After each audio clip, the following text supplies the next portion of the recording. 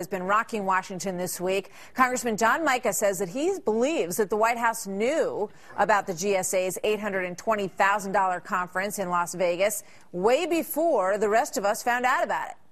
But the White House knew about this in June of 2011. That's great for the president and others to condemn the action in the last week or two. They've known for nearly a year of what was going on. Congressman Mica is one of the lawmakers leading this investigation. He's the Republican chairman of the House Transportation and Infrastructure Committee. Congressman, welcome. Good to have you here. You say that the White House knew about it. What's your proof, and why do you think they didn't do anything sooner? It would have maybe behooved them to get out in front of it, right? Yeah, absolutely. Well, we have documentation. You know, the conference took place in October of 2010, and then the whistleblower asked for the IG investigation a month later. It was reported back in May of 2011 that what was going on, and that was enough time to investigate.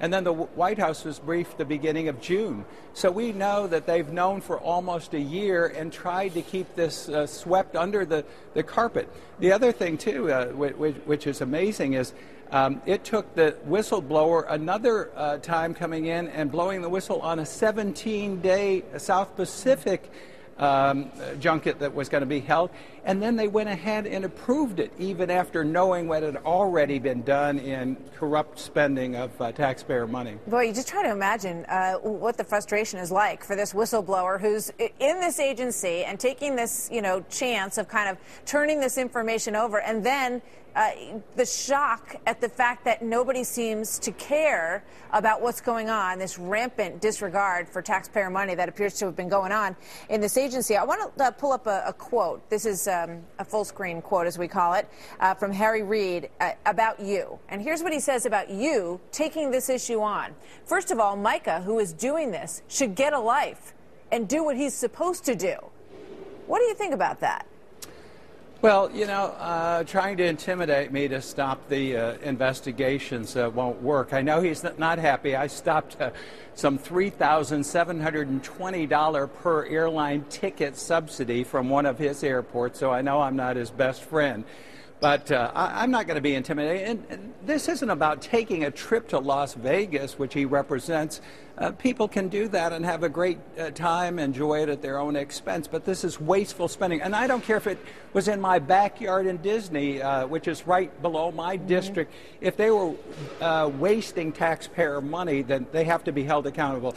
Finally, this hearing also brought to light not just Las Vegas, but South Pacific trips, Atlanta, Napa Valley, Hawaii. The list goes on and on.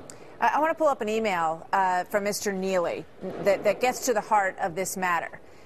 He is the person who was grilled to no avail, really. He took the fifth on the first day of all of this. But here's what he said, and this was read into the notes for the committee. He said, we'll get you guys a room near us. He's referring to some friends of his, I guess, and we're going to pick up the room tab. It could be a blast. I know I'm bad, but as Deb and I say, why not enjoy it while we have it and while we can? It ain't going to last forever.